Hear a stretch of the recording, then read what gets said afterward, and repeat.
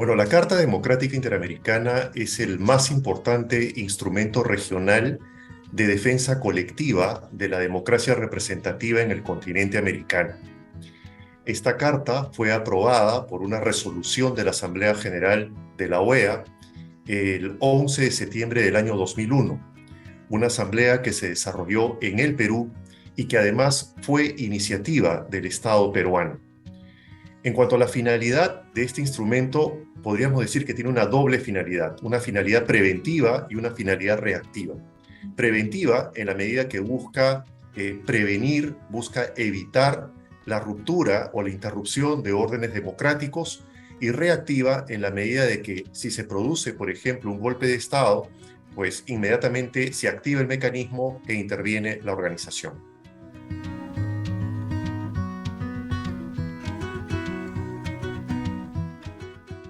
La Carta Democrática ha sido activada en innumerables ocasiones, más de una docena de veces desde que fue aprobada.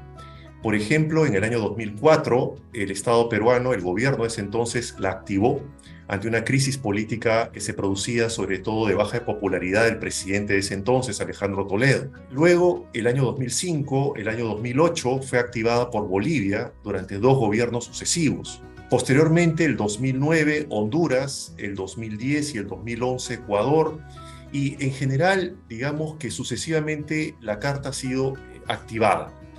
En la mayoría de las veces ha sido activada con carácter preventivo, no con carácter reactivo. Y quizás una de las más grandes frustraciones que ha habido en los últimos años tiene que ver con la aplicación infructuosa de la Carta Democrática en el caso de Venezuela, de la dictadura venezolana. No obstante, los infructuosos intentos que varios estados como el Perú trataron de llevar adelante. Precisamente esta fue una de las razones, recordemos, por las que surge el famoso Grupo de Lima, Iniciativa Peruana, para provocar un retorno de la democracia representativa en ese país.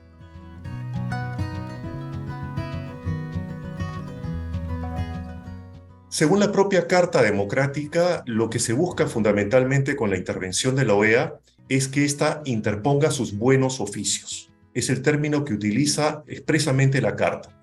¿Qué cosa se quiere decir con esto?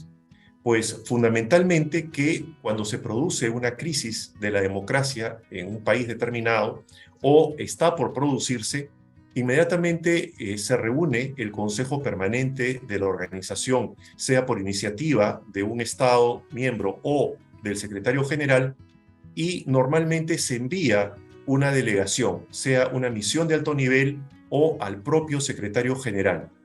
Ellos son enviados al país en cuestión para efectos de que desarrolle una labor de buen oficiante, vale decir, acercar a las partes en controversia, acercar a las partes en crisis y tratar de resolver el problema político de forma tal de salvaguardar la democracia y la estabilidad y la constitución en los respectivos países americanos. Normalmente se emite una resolución final donde se exhorta, se recomienda al Estado una serie de acciones a llevar a cabo para efectos precisamente de la preservación del orden democrático.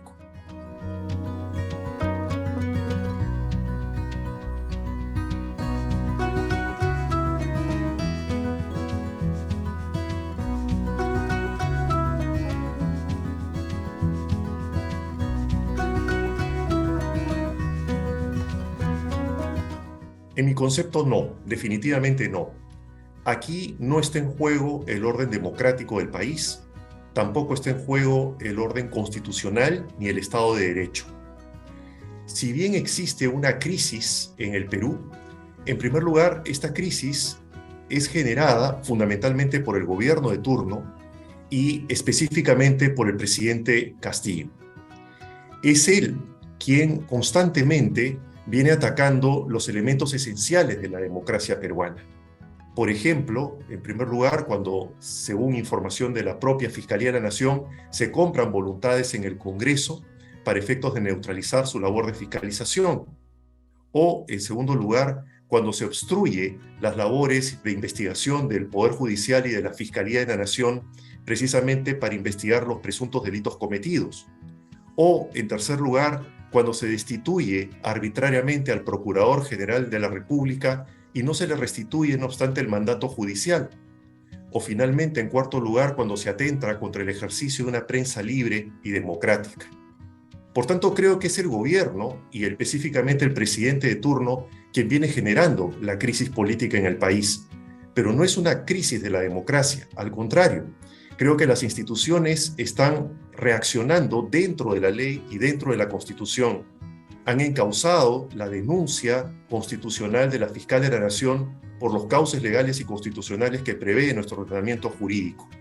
Por tanto, yo concluiría la pregunta diciendo que en mi concepto más bien es una búsqueda desesperada del gobierno de convertir en un tema político un caso judicial, de frustrar la denuncia constitucional basada en pruebas e indicios de la Fiscalía de la Nación en un caso político. Por esa razón, concluyo, creo yo que no ha sido invocada la Carta Democrática en el supuesto que contempla el artículo señalado.